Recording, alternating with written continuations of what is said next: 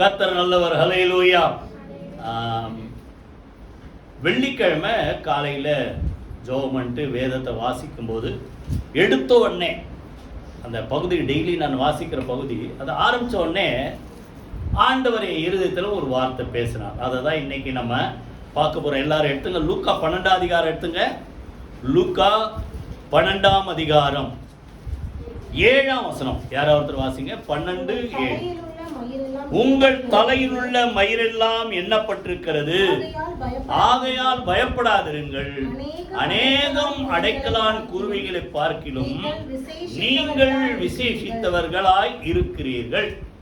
ஆண்டவர் நான் சொல்ற மத்தையில சொல்றார், தலையில் உள்ள முடியெல்லாம் என்ன செய்யப்படுறது? எண்ணப்பட்டிருக்கிறது.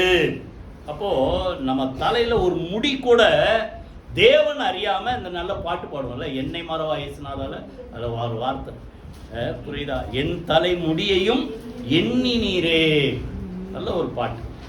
அப்போ முடிய கூட எண்ணி இருக்கிறார். இதை வச்சு தாவீது ஒரு வார்த்தை சொல்றாரு, என் சத்துருக்கள் எப்படியா படிச்சீங்களா இல்லையா? என் தலை முடியிலும் அதிகமா இருக்கிறாங்களா, தலைமயிரை விட அதிகமா போகுது. யாரும் எண்ண மாட்டாங்க, எண்ண முடியாது. புரியுதா? அப்போ அந்த சத்துருக்கள் தலை முடியை விட அதிகமா, கவுண்ட்லெஸ், அவ்வளோ சத்துருக்கள் எனக்கு இருக்கிறாங்க அப்படின்ட்டு தாவீது சொல்றார். இப்போ என்ன போல ஆளுங்களுக்கு அப்போ சத்துருக்கள் எவ்வளோ?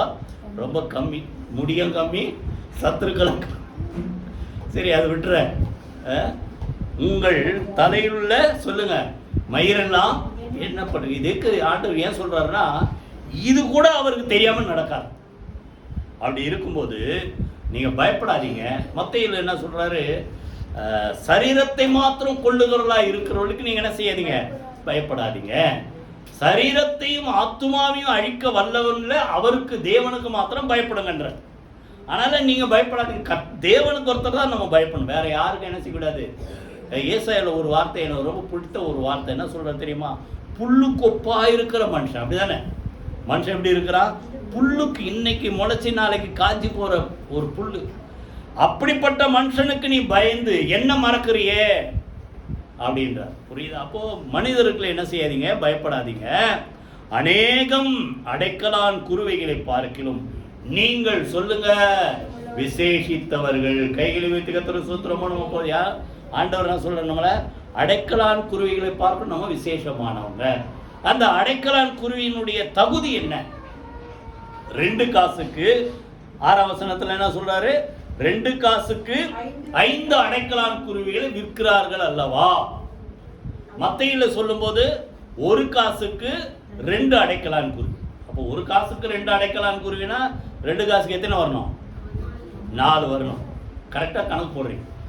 அப்போ இங்க 5 கொடுக்குறோம். அப்படின்னா என்ன அர்த்தம்? 2 சேர்ந்து வாங்கினா, 2 செட்டு சேர்ந்து வாங்கினா 1 ஃப்ரீ. இந்த ஊர்ல இப்போ இருக்கிற இது அந்த ரிடக்ஷன் சேல் அந்த காலத்துல இருந்திருக்குது பாரு. குருவி இருக்கும்போது எங்க பாஸ்டர் அடிக்கடி ஒரு வார்த்தை சொல்லுவார். அப்போ 2 காசுக்கு 4 குருவி தான் கொடுக்கணும். ஆனா ஒரு குருவி இலவசமா கிஃப்டா கொடுக்குறான், ஃப்ரீயா கொடுக்குறான். ஆண்டவர் என்ன சொல்றாரு? அந்த ஃப்ரீயா கொடுக்க விலக்கரையும் இல்லாமல் வந்த அந்த அடைக்கலான் குருவி கூட ஆண்டவர் என்ன செய்ய மாட்டாராம், மறக்க மாட்டார். அப்போ நீங்க எவ்வளோ விசேஷமானவங்க. இதெல்லாம் நீங்க மத்தையில் நீங்க படிச்சா, இது நம்ம அடிக்கடி சர்ச்சில் பார்க்கறதால நான் அதை விட்டுறேன். ஆகாயத்து பட்சிகளை பார்க்க நீங்கள் விசேஷித்தவர்கள். அடுத்தது, தேவன் காட்டு புல்லுக்கு எவ்வளவு அழகா உடுத்து வைக்கிறார். சாலமோன் கூட அப்படி பெரிய ராஜா, செல்வ செழிப்புல இருந்த ராஜா, இஸ்ரவேல்லாம் வந்தான் முதல்ல, அவன் கூட அவ்வளோ ட்ரெஸ் பண்ணலையா. அப்போ இந்த காட்டு செடிகளுக்கு ஆண்டவர் அந்த பூக்களை கொடுத்து ட்ரெஸ்ஸா ஆண்டவர் உடுத்து வைக்கிற மாதிரி, அதை விட விசேஷமா உங்களுக்கு சொல்லுங்க வாயை திறந்து, உடுத்து வைப்பது அதிக நிச்சயம். அப்போ பறவைகளை பார்க்க நீங்க விசேஷமானவங்க. சொல்லுங்க வாயை திறந்து. காட்டு புஷ்பங்களை பார்க்க நீங்க விசேஷமானவங்க. இன்னும் சொல்ல போனா தேவ தூதரை விட நம்ம விசேஷம். 2 வாரம் முன்னாடி பார்த்த ஞாபகம் இருக்கு அவங்களுக்கு? பணிவிடை செய்யும் தேவ தூதர்கள். ஏன் விசேஷமானவங்க? தேவ தூதர் சற்று சிறியவனாதான் நம்மளை படைத்தார், சரியா?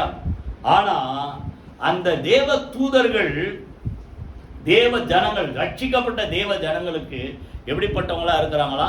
பணிவிடை செய்கிற ஆவிகளா அது ஒரு பாயிண்ட் சொன்னேன். ரெண்டாவது, தேவ தூதரோட நம்ம ஸ்பெஷல் ஏன்னா, அதுவும் நான் போன வாரம் 2 வாரம் முன்னாடி சொன்னதால இந்த பாயிண்ட் மாத்திரம் மீன் பண்றேன். மனிதன் சிருஷ்டிக்கப்பட்டு ஒரு 6000 வருஷம் கிட்டத்தட்ட கணக்கு வரும். ஆதாம்ல இருந்து அவங்க வருஷம் எல்லாம் பார்த்தா. ஆனா தேவ தூதர்கள் சிருஷ்டிக்கப்பட்டு எத்தனை லட்சம் வருஷம் தெரியாது. அப்போ அவங்க தேவனோடு அதிகமா இருந்தது யாருன்னா மனிதர்கள் அல்ல, யார்தான்? தேவ தூதர்கள் தான் இருந்திருக்கிறாங்க. அப்போ தேவ தூதர்கள் பாவம் செய்து தேவனை விட்டு கீழே தள்ளப்பட்டார்கள். மனிதனும் பாவம் செய்து சொல்லுங்க தேவனை விட்டு விலகி போயிட்டான். ஆனா தேவ தூதரை திருப்பி அவங்கள பரலோக ராஜ்யத்தில் அவங்கள ரட்சித்து கொண்டு வந்து சேர்ப்பதற்கு தேவன் திட்டம் போடல. ஆனா மனிதர்களாகிய நம்மை திரும்பமாக தேவனோடு சேர்ப்பதற்காக தான் இயேசு தேவகுமாரன் மனிதகுமாரனாக இந்த உலகத்தில் தேவன் மாம்சத்தில் வெளிப்பட்டார். இதை தான் எபிரேயர்ல சொல்றார். ஆதலால் அவர் தேவ தூதருக்கு உதவியாக கைகூடாமல் சொல்லுங்க ஆபிரகாமின் சந்ததியாக நமக்கு உதவியாக கர்த்தர் என்ன செய்தார் சொல்லுங்க கை. அப்போ ஆண்டவர் பார்வையில் ஏஞ்சல்ஸ் அதிகமா கனமா இருக்கிறாங்களா நம்மளா சொல்லுங்க? நம்ம தான். நம்மளை ரட்சிப்பதற்காக தான் இந்த உலகத்துல தேவகுமாரனாகிய இயேசு இந்த உலகத்துல வந்து. அப்ப பாருங்க எல்லாத்துலயும் ஸ்பெஷல் யாருன்னா மனிதர்கள். கை வைத்து சொல்லுங்க. பறவைகளை பார்க்க உலகத்துல எல்லா சிருஷ்டிகளை பார்க்கலும். ஏன்னா அவங்ககிட்ட தான் ஆளுக கொடுக்குறார். எல்லாவற்றையும் நேசிங்க, ஆண்டு கொள்ளுங்கள். இன்னொன்னு, எந்த ஒரு பறவை எந்த ஒரு ஏஞ்சல் கூட தேவசாயில உண்டாக்கப்பட்டான் வசனம் இல்லை. ஆனா மனிதன் தான் தேவசாயில உண்டாக்கப்பட்ட நிறைய வசனம் இருக்கு. ஆதியா 1:27 பார்த்தா தேவ சாயலாகவே அவர்களை என்ன செய்தார்? சிருஷ்டித்தார். அப்போ மனிதர் தான் சிறப்பான மக்கள். இப்போ நம்ம என்ன பார்க்க போறோம்னா, நீங்கள் எல்லாத்த விட சொல்லுங்க வாயை திறந்து விசேஷமானவங்க. பக்கத்துல சொல்லுங்க, பார்த்து சொல்லுங்க, நீங்க ரொம்ப விசேஷமா சொல்லுங்களேன். நீங்க ரொம்ப விசேஷமானவங்க. எப்பவுமே இந்த ஸ்பெஷல் தான் ரொம்ப பிடிக்கும். இப்பெல்லாம் வந்து தோசைன்னா ஹோட்டலில் போனால் 2 தோசை தான். என்ன தோசை? சாதா தோசை, அடுத்தது மசாலா தோசை. சாதா தோசையிலே 2 இருந்தது. நாங்களாம் சின்ன வயசுல இருக்கோம், புரியுதா? பிளெயின் தோசை மசாலா வைக்காம 2 இருக்கும். அது வந்து சாதா தோசை, ஸ்பெஷல் தோசை. சாதா தோசை கொஞ்சம் திக்காக இருக்கும், மெலிசா சின்னதாக இருக்கும். ஸ்பெஷல் தோசைனா நல்லா பெருசாக இருக்கும், மெலிசா, நிறைய எண்ணெய்லாம். அப்போது நமக்கு எதுதான் பிடிக்கும்? ஸ்பெஷல். டீ சொல்லுங்க, சாதா டீ பிடிக்குமா ஸ்பெஷல் டீ? அப்போ இப்போ வந்து இஞ்சி டீ வேணுமா கிரீன் டீ வேணுமா அப்படிதான் போடுது. எந்த டீ கடையில் ஸ்பெஷல் டீ போடணும். முன்னாடி தான் அப்படி இருக்கும்.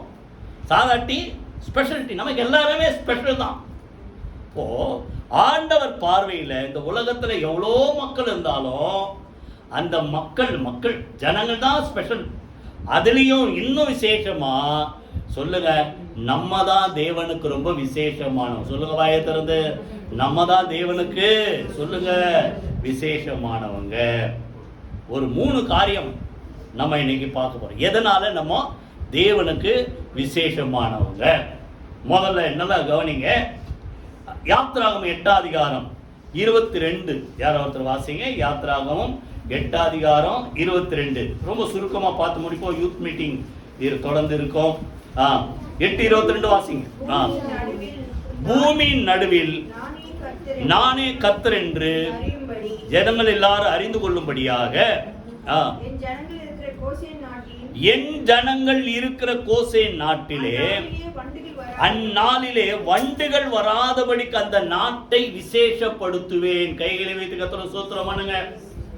அப்போ ஜனங்களை, இஸ்ரவேல் ஜனங்களை எகிப்து தேசத்தை விட்டு விடுதலையாக்கும்படி, அடிமைத்தனத்தின் நுகத்தை முறிக்கும்படி எத்தனை வாதை ஆண்டவர் அனுப்பினாரு? 10 வாதை. 10 வாதை பார்த்தீங்கன்னா ஒன்னொன்னா அப்படி இருக்கும். இப்ப இங்க சொல்றாரு, வண்டுகளை அனுப்பி அந்த ஜனங்களை வாதிப்பேன். ஆனா என் ஜனங்கள் இருக்கிற அந்த இடத்துல வண்டு வராதபடிக்கு என்ன செய்வேன்? அந்த ஜனங்களை அவங்க இருக்கிற இடத்த விசேஷப்படுத்துவேன். கைவேதிகத்துல சூத்திரமான. அப்ப கவனிங்க, தேவன் வாதை வராதபடிக்கு உங்க குடும்பத்தை என்ன செய்யறார் சொல்லுங்க? விசேஷப்படுத்துகிறார். கைகளை உயர்த்தி கத்திர. நீங்க அப்புறம் அந்த யாத்திரை நிதானமா படிச்சுப்பாரு. அங்க பாத்தீங்கன்னா கொள்ளை நோய், எகிப்தினுடைய மிருக ஜீவனம் எல்லாம் கொள்ளை நோய். ஆனா தேவ ஜனங்கள் இருக்கிற இடத்துல வரல. புரியுதா? அப்புறம் இருள் 3 நாள் தடவி கண்டுபிடிக்க கூட முடியாதாம், அப்படிப்பட்ட இருள். ஆனா தேவ ஜனங்கள் இருக்கிற இடத்துல வெளிச்சம் பிரகாசித்தது. அப்புறம் எகிப்துல கல்மழை, புரியுதா? ஆனா இந்த ஜனங்க இருக்கிற இடத்துல கல்மழை இல்லை. இதெல்லாம் விசேஷப்படுத்துற. அடுத்தது எல்லாத்துக்கும் பெருசெய்து தலையீட்டெல்லாம் மிருக ஜீவன்ல செத்துது, பிள்ளைங்கள்ல தலை பிள்ளையெல்லாம் செத்துது. ஆனா இஸ்ரவேல் ஜனங்க இருக்கிற இடத்துல எந்த ஒரு வாதை இல்லாதபடி, சங்கார தூதன் வராதபடி. ஆனா அது காக்கப்பட்ட எதனால? பஸ்கா ஆட்டுக்குட்டி அடித்து அந்த சட்டங்கள்ல வாசல்களில அந்த ரத்தத்தை தெளித்தார்கள். அப்ப அவங்களுக்கு பாதுகாப்பு தேவன், புரியுதா? ஒரு நியமத்தை கட்டளையிட்ட மாதிரி இன்னைக்கு கர்த்தர் சொல்றாரு, நம்மளை பாதுகாத்து, நம்மளை விசேஷ வாயத்தில் சொல்லுங்க, என்னை பாதுகாத்து சொல்லுங்க, என்னை விசேஷப்படுத்துறாரு சொல்றாரு பாரு. அடுத்த வசனத்துல கூட பாருங்க, என் ஜனங்களுக்கும் 23 வாசிங்க, என் ஜனங்களுக்கும் உன் ஜனங்களுக்கும் வித்தியாசம் உண்டாக்கும்படி செய்வேன். நல்லா கவனிங்க, பார்வோன்ட்ட சேலஞ்ச் பண்றேன். எங்க ஆளுங்களுக்கும் உங்க ஆளுங்களுக்கும் வித்தியாசத்தை கர்த்தர் உண்டாக்குவார். அதுக்காக அவங்களாம் அழியணும்னு இப்ப நீங்க சொல்லக்கூடாது. அது அப்போ நம்ம என்ன செய்யணும்? எல்லாரும் நல்லா இருக்கணும் தான் நம்ம ஜெபம் பண்ணணும். சொல்லுங்க, அப்படிதானே சொல்றாரு? நம்ம சொல்லுங்க, எல்லாரும் நல்லா இருக்கணும், புரியுது? அப்படின்னா எல்லாரும் அழிக்கணும்னு ஆண்டவர் சித்தமா இருந்தா நீங்க ரட்சிக்க முன்னாடி உங்க லைஃப் அழிஞ்சிருக்கும். நான் சொல்றேன், 27 வயசுல தான் நான் ரட்சிக்கப்பட்டேன், இயேசுவை ஏற்றுக்கொண்டேன். எல்லாரும் ஆண்டவர் அழிக்கணும் சித்தமா இருந்தா என்ன அழிச்சிருப்பாரு. 27 வயசு வரைக்கும் ஆண்டவருக்கு துரோகியா பாவியா இருந்தாலும் என்ன கர்த்தர் காப்பாத்தினார், புரியுதா? ஆனா ஒரு ஸ்பெஷல் பாதுகாப்பு தேவனை நம்பி இருக்கிற மக்களுக்கு, அவங்களுக்கும் தேவ ஜனங்களுக்கும் நடுவுல ஒரு வித்தியாசத்தை உண்டாக்குகிறார். இதை பார்க்கணும்னா 91ஆம் சங்கீதத்துக்கு வரும். அந்த தேவனை நம்பி அடைக்கலமா நம்பி வந்த மக்கள் 8ஆம் வசனத்துல இருந்து நீங்க அப்படியே 7ல இருந்தே வரும், புரியுதா? உன் பக்கத்தில் 1000 பேரும் உன் வலதுபுறத்தில் 10,000 பேரும் விழுந்தாலும் ஒன்று உன்னை என்ன செய்யாது, அணுகாது. உன் கண்களால் மாத்திரம் நீ அதை பார்த்து துன்மார்க்கருக்கு வரும் பலனை காண்பாய். அடுத்து சொல்றாரு, எனக்கு அடைக்கலமாய் இருக்கிற உன்னதமான கர்த்தரை உனக்கு தாவரமாய். எப்போ? அந்த பஸ்கா ஆட்டுக்குட்டியோட ரத்தம், அதே போல இயேசுவின் ரத்தம் நம்மளை பாதுகாக்கிற மாதிரி அந்த தேவன் தான் என் அடைக்கலம், அவர் தான் என் பாதுகாப்பு. நம்பி வரவங்கள அந்த உன்னதமான கர்த்தரை நீ அடைக்கலமா அவருக்குள்ள வந்துட்டா சொல்லுங்க, பொல்லாப்பு உனக்கு நேரிடாது, வாதை உன் கூடாரத்தை சொல்லுங்க. கர்த்தர் மற்ற மக்களுக்கும் உங்களுக்கு நடுவுல ஒரு வித்தியாசத்தை விடுறார். ஏன்னா ஒண்ணு, இந்த தேவனை நாம் தேடி வந்ததினாலே. ரூத்தை பார்த்து இந்த போவா சொல்றார், இஸ்ரவேலி தேவனாய் கர்த்தருடைய செட்டைகள் கீழ் அடைக்கலமாய் ஓடி வந்த பாரு. அவரை நம்பி நீ வந்திய மோவாப் தேசத்தெல்லாம் விட்டுட்டு, நீ அந்த தேசத்து ஆளு, ஆனால் அதை விட்டுட்டு இந்த தேவன் தான் என் தேவன் தேடி வந்திய, உனக்கு கர்த்தர் நிறைவான பலனை தருவார். கைகளை வைத்து கர்த்தர் என்ன விசேஷம்? முதல்ல சொல்லுங்க, பாதுகாப்பதிலே ஒரு விசேஷம், பாதுகாப்பதிலே ஒரு வித்தியாசம். ஏசாயா அப்புறம் நீங்க படிச்சு பாருங்க, 4ஆம் அதிகாரம் 5ஆம் வசனத்துல ஒரு வார்த்தை இருக்கும், மகிமையானவைகள் மேலெல்லாம் காவல் உண்டாயிருக்கும். மகிமையானவைகள் அர்த்தம், கர்த்தருடைய மகிமை நம்மளை பாதுகாக்கிறது, கர்த்தருடைய மகிமை நம்ம மேல உதிக்கிறது. அந்த மகிமைக்குள்ள தேடி வந்த ஒவ்வொரு மக்கள் மேல கர்த்தர் ஒரு பாதுகாப்பை கட்டளையிடுகிறார். கைகளை வைத்து கர்த்தர் சோத்திரம் சொல்றாருங்க. பகல்ல மேகமும், புரியுதா? ராத்திரியில கொழுந்து விட்டு எரிகிற அக்னி பிரகாசமும் உங்களோடு கூட இருந்து உங்களையும் உங்க குடும்பத்தையும் கர்த்தர் பாதுகாப்பார். கைகளை வைத்து கர்த்தரை சோத்திரம் பண்ணுங்க. அப்போ ஜனங்கள் எல்லாருமே நல்லவங்க தான், ஆனா அதுல ஒரு வித்தியாசத்தை காட்டுறாரு. தேவனை நம்பி இருக்கிறவங்க, தேவனை அறியாதவங்களுக்கு இல்ல, ஒரு வித்தியாசம். நம்மள விசேஷமா என்ன செய்யறார் சொல்லுங்க, கர்த்தர் பாதுகாக்கிறார். கைகளை வைத்து கர்த்தரை சோத்திரம். ரெண்டாவது அவங்களுக்கும் நமக்கும் ஒரு விசேஷம் என்ன? அதே யாத்திராகமம் 33ஆம் அதிகாரம் 16ஆம் வசனம். 33:16 யாரோ ஒருத்தர் வாசிங்க. எனக்கும் உமது ஜனங்களுக்கும் உம்முடைய கண்களிலே கிருபை கிடைத்தது என்பது எதினால் அறியப்படும்? நீர் எங்களோட வருவதினால் அல்லவா? இப்படியே பூமியின் மேலுள்ள ஜனங்கள் எல்லாரிலும் நானும் உம்முடைய ஜனங்களும் விசேஷித்தவர்கள் என்று விளங்கும். எல்லா ஜனங்கள் இன்னைக்கு 800 கோடி தாண்டியாச்சு. எப்போ புரியுதா? இந்திய தேசத்துல 150 கோடி தாண்டியாச்சு. அப்போ அத்தனை ஜனங்கள் மத்தியில ஒரு விசேஷம் என்னன்னா, கர்த்தர் நம்மோடு கூட வருக. நல்ல பாட்டு பாட, நீர் என்னோடு வருவதினா, நீர் என்னோடு இருப்பது. அப்ப நல்லா கவனிங்க, உலகத்து மக்களுக்கும் தேவனை அறிந்த தேவ ஜனங்களுக்கும் ரெண்டாவது வித்தியாசம், ரெண்டாவது விசேஷம் என்னன்னா சொல்லுங்க, கர்த்தர் நம்ம போகிற இடத்திலெல்லாம் நம்மோடு கூட வருகிறார். கைகளை வீட்டு கர்த்தரை ஸ்தோத்திரம் பண்ணுவோமா? ஏசாயா 42 தண்ணீர்களை கடக்கும் போது சொல்லுங்க, நான் உன்னோடு கூட, அக்கினியை கடக்கும் போது நீ வேகாதிருப்பாய், நான் உன்னை விட்டு விலகுவதும் இல்லை, உன்னை கைவிடுவதும் என்று அவர் சொல்லி இருக்கிறாரே. இதோ உலகத்தின் முடிவு பிறகு சொல்லுங்க, சகல நாட்கள் நான் உங்களோடு கூட இருக்கிறேன். அப்போ ஒரு விசேஷம் என்னன்னா, கர்த்தர் நம்ம கூட எங்க போனாலும் கூடவே இருந்து நம்மளை என்ன செய்யறாரு சொல்லுங்க. யாக்கோபுக்கு சொல்றாருல, நீ போகிற இடத்துல எல்லாம் நான் கூட வந்து காப்பாற்றி திரும்ப சமாதானத்தோடு என்ன செய்வேன், இந்த தேசத்துக்கு திரும்பி வர பண்ணுவேன். அதே ஆண்டவர் தான் நமக்கு கொடுத்த வாக்குத்தத்தம், உலகத்தின் முடிவு பரியந்தம் சகல நாட்கள் சொல்லுங்க நான் உங்களோடு கூட இருக்கிறேன். சங்கீதம் படிச்சோம். இவ்விதமான சீரை சொல்லுங்க, சீரை பெற்ற ஜனம் பாக்கியம் உள்ளது, கர்த்தரை தெய்வமாக கொண்ட ஜனம். அப்ப நமக்கு எவ்வளவு பெரிய பாக்கியம் இல்லை. இந்த தெய்வம், இவர்தான் என் தேவன், இவர்தான் என் ஆண்டவர் அப்படின்னு சொல்ல அவரை சொந்தமா ஏற்றுக்கொண்ட மக்கள் சொல்லுங்க, அவர்கள் பாக்கியம் உள்ளவர். இரண்டாவது விசேஷம் என்ன சொல்லுங்க? முதல்ல பாதுகாப்பு, இரண்டாவது தேவனுடைய பிரசன்னம். தேவன் நம்மோடு கூட எப்போதும் கூட இருக்கிறார். ஒரு வசனத்தை நீங்க படிச்சுட்டு அடுத்ததுக்கு போவோம். உபாகமம் 4:7 யாராவது வாசிங்க. உபாகமம் 4:7.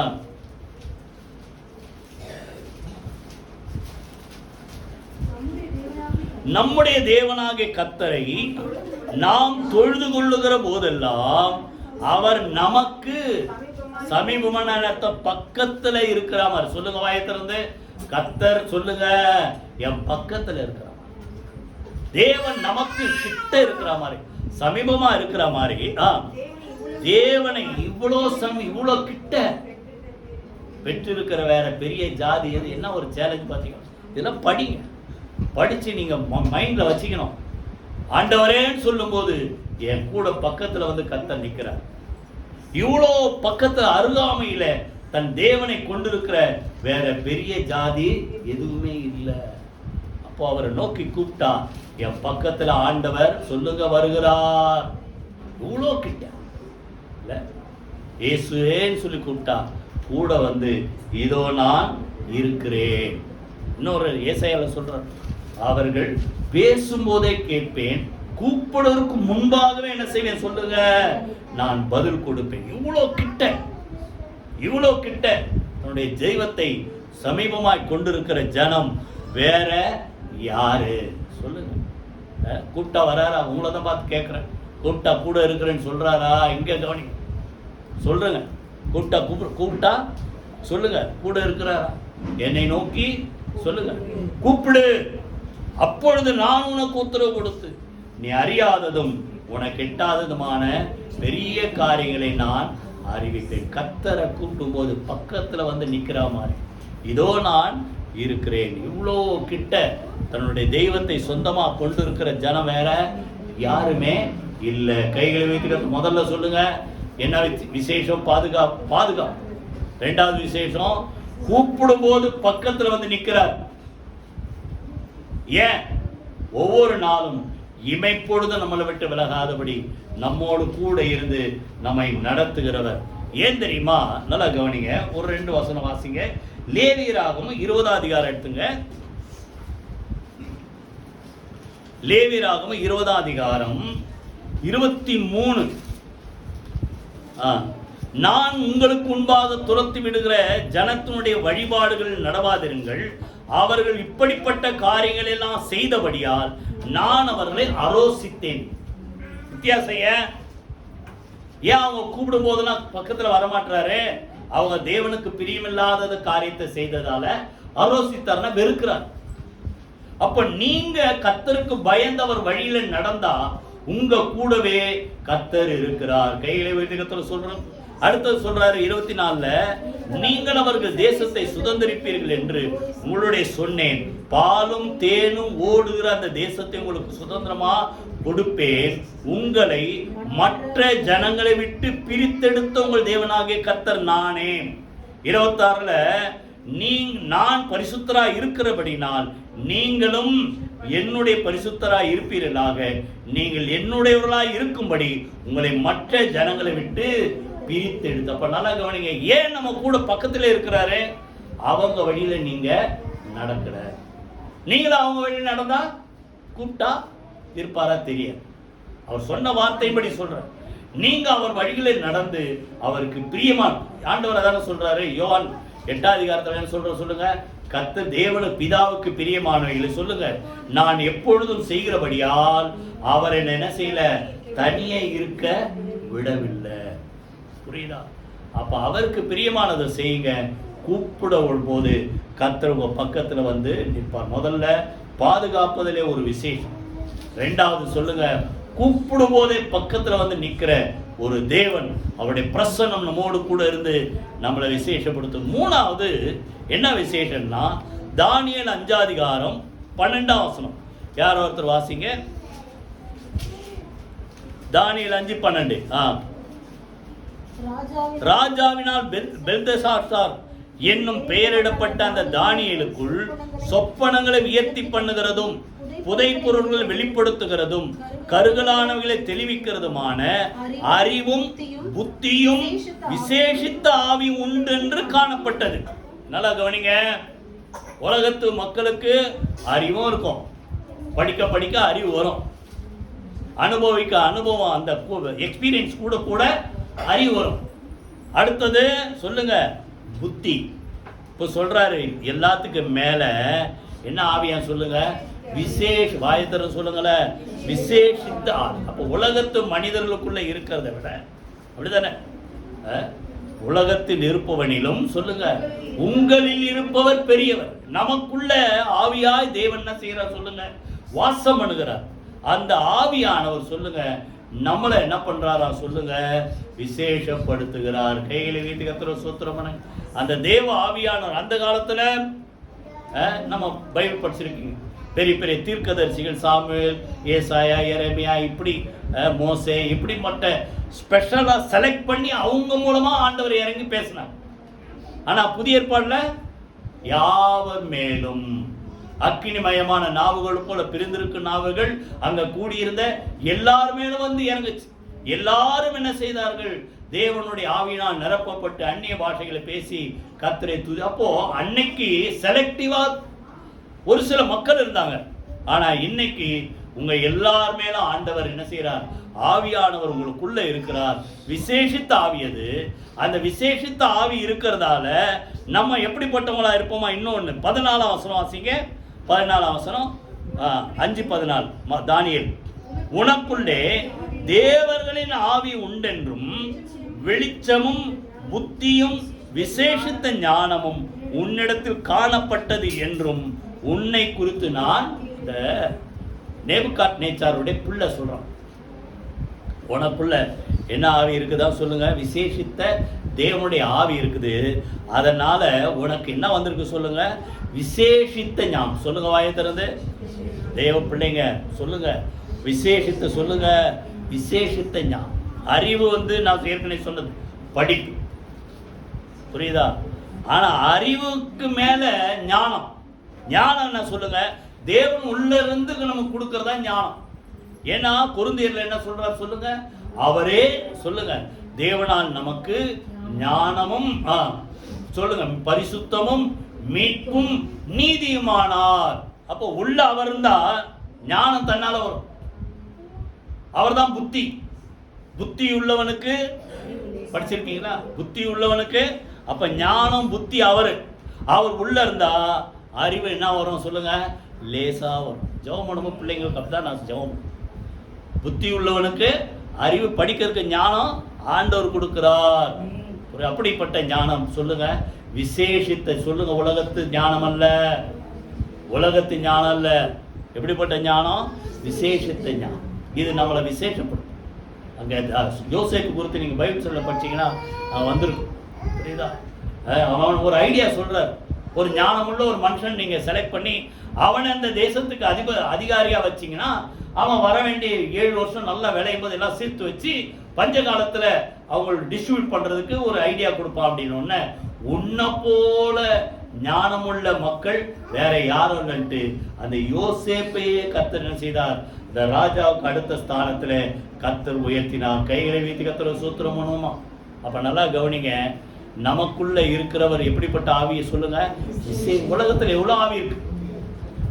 யோவான் நிருபத்தில் அப்படி உலகத்துல அநேக ஆவிகள் உண்டு, வரும் என்று நீங்கள் கேள்விப்பட்ட அந்தி கிறிஸ்துடைய ஆவி அதுதான். அப்ப நிறைய ஆவிங்க இருக்குது. ஆனா நமக்குள்ள விசேஷித்த ஆவி யார் சொல்லுங்க? தேவனுடைய பரிசுத்த ஆவியானவர் நமக்குள்ள இருந்தா நம்ம ஞானம் மாத்திரம் அல்ல, சொல்லுங்க வாயை திறந்து, விசேஷமான ஞானம் பெற்ற மக்களாய் இருப்போம். 3 காரியம் நம்மளை தேவன் விசேஷம் பாதுகாப்பு. 2வது, கூடவே நம்மோடு கூடவே கூப்பிடும் போதெல்லாம் கூடவே இருக்கிறவர். 3வது, நமக்குள்ளவே வாசம் பண்ணி, புரியுதா, அந்த ஆவியினால விசேஷமான ஞானத்தை கொடுக்கிறார். இது 3 நமக்கு இருக்கணும். ஆனா 1 நமக்கு இருக்கிற ஒரு கடமை. புரியுதா? தேவன் விசேஷமானவர். உன்னத பட்டம் உன்னேசர் எதினால் விசேஷித்தவர். பின்னால சொல்றார் அவர் 10,000 பேரில் சிறந்தவர். அப்ப உலகத்துல எத்தனை கோடி மக்கள் இருந்தாலும் அவங்கள மாதிரி நம்ம இருக்கக்கூடாது. இருக்கணுமா? அவங்கள மாதிரி இருக்கக்கூடாது. சொல்லுங்க, அவங்கள மாதிரி. அதுக்காக நம்ம மனுஷனா தான் இருக்கணும். புரியுதா? ஒரு ஸ்பெஷல். என்ன ஸ்பெஷல்? அதை மாத்திரம் பார்த்து முடிச்சிருவோம். மத்தேயு 5:47 யாராவது ஒருத்தர் வாசிங்க. மத்தேயு 5:47. உங்கள் சகோதரரை மாத்திரம் நீங்கள் வாழ்த்துவீர்களானால் நீங்கள் விசேஷித்து செய்கிறது என்ன? ஆயக்காரரும் அப்படியே செய்கிறார். அப்போ உலகத்து மக்களை எல்லாம் செய்யறாங்க. சகோதரரை வாழ்த்துறாங்க, ஃப்ரெண்டை வாழ்த்துறாங்க, இல்ல சொந்தக்காரங்களை வாழ்த்துறாங்க. அப்ப நீங்களும் அப்படிப்பட்ட மக்களே வாழ்த்துற உங்களுக்கு என்ன ஸ்பெஷலு? அப்போ உலகத்து மக்கள் மாதிரி நீங்க இருக்கக்கூடாது ஆண்டவர் சொல்றாரு. நீங்க எப்படிப்பட்ட மக்களா இருக்கணும் சொல்லுங்க? விசேஷித்த மக்கள். எதுல? எதுல? உங்க குணத்துல. 3 விசேஷம் உங்களுக்கு ஆண்டவர் கொடுக்கிறார். அப்போ உங்க லைஃப்ல நீங்க உங்க குணத்துல விசேஷத்தை காட்டுங்க, உங்க கேரக்டர்ல காட்டுங்க, உங்க நடக்கையில காட்டுங்க. ஏன்னா உலகத்து மக்கள் ஃப்ரெண்ட்ஸை வாழ்த்துவாங்க, சொந்தக்காரங்களை வாழ்த்துவாங்க, கூட பிறந்தவங்களை வாழ்த்துவாங்க. ஆனா நீங்க எல்லாரையும் வாழ்த்துங்க. அப்படிதானே சொல்றாரு. நான் உங்களுக்கு சொல்லுகிறேன் 44ல, சத்துருக்களை சிநேகியுங்கள், சபிக்கிறவங்கள ஆசீர்வதிங்க. ஆசீர்வதிக்க வேண்டியது இன்னொருத்தர் சொல்ற, சபியாதிருங்கள்.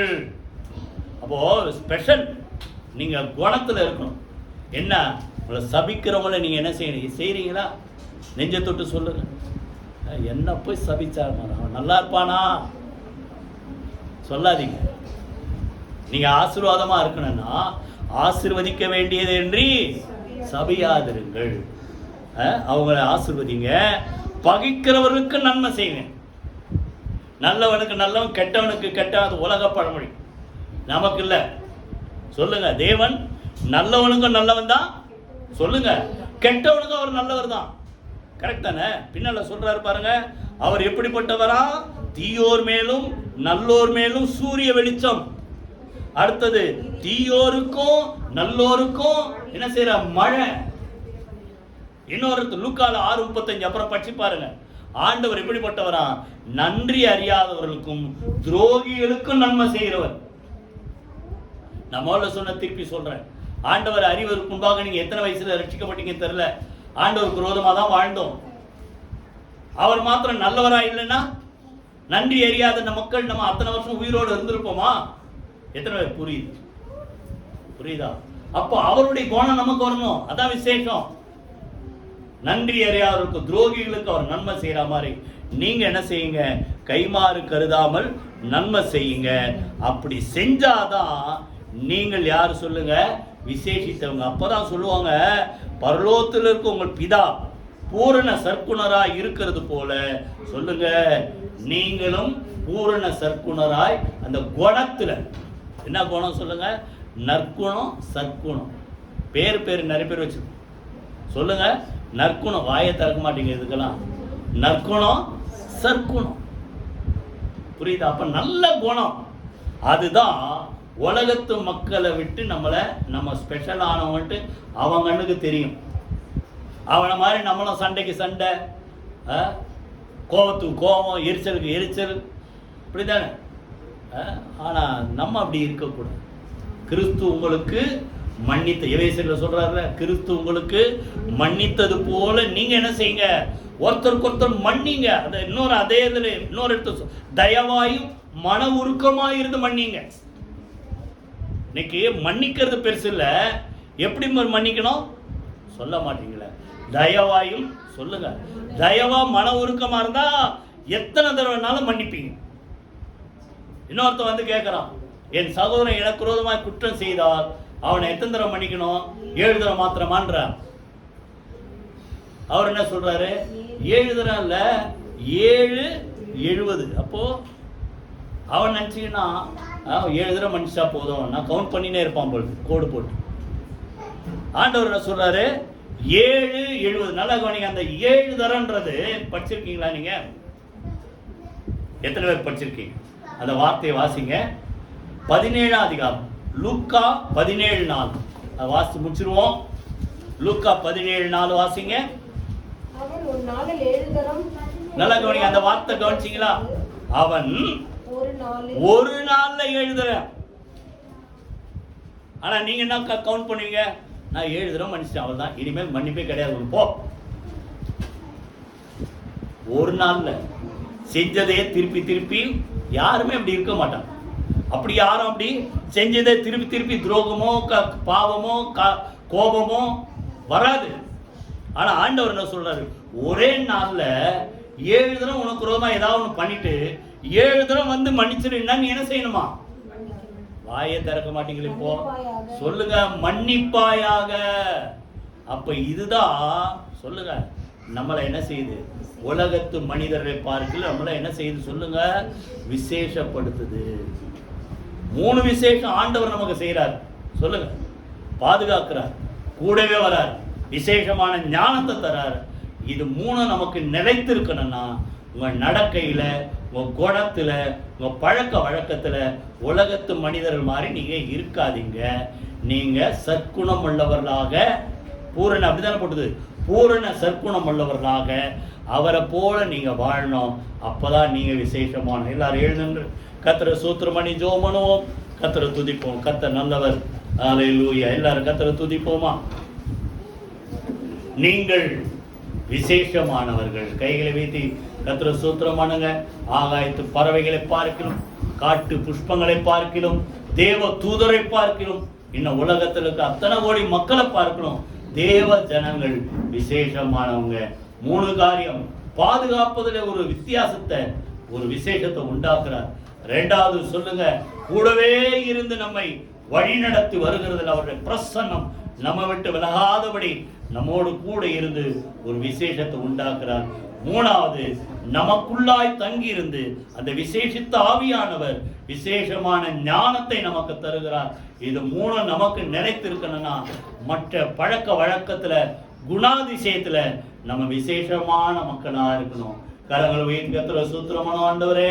எல்லாம் கேளுங்க. ஆண்டவர், அப்படிப்பட்ட விசேஷ நற்குணங்கள் எனக்குள்ள இருப்பதாக உம்மை போல என்னை மாற்றுவீராக. உமக்கு நாங்கள் நன்றி செலுத்துறோம் ஆண்டவரே. இந்த உலகத்துல இருக்கிற சிருஷ்டிகளே விசேஷமான சிருஷ்டி மனிதகுலம். மனிதகுலத்துல விசேஷமான மக்கள் தேவ ஜனங்கள். அவர்களை கர்த்தர் பாதுகாத்து விசேஷப்படுத்துகிறேன், கூடவே இருந்து விசேஷப்படுத்துகிறேன், விசேஷ ஞானத்தை கொடுத்து விசேஷப்படுத்துகிறேன். அந்த குணங்கள் ஆண்டவரை கர்த்தா உம்மை போல அன்புள்ள மக்களாக, உம்மை போல இரக்கமுள்ள மக்களாக, உம்மை போல தயவுள்ள மக்களாக, உம்மை போல மன்னிக்கிற மக்களாக எங்கள் குணங்கள் விசேஷமாய் இருப்பதாக, உடைய நாமம் மகிமைப்படுவதாக. இயேசு கிறிஸ்துவின் ஜீவனுள்ள ஜெயமுள்ள நாமத்தில் ஜெபிக்கிறோம் நல்ல பிதாவே. ஆமென், ஆமென்.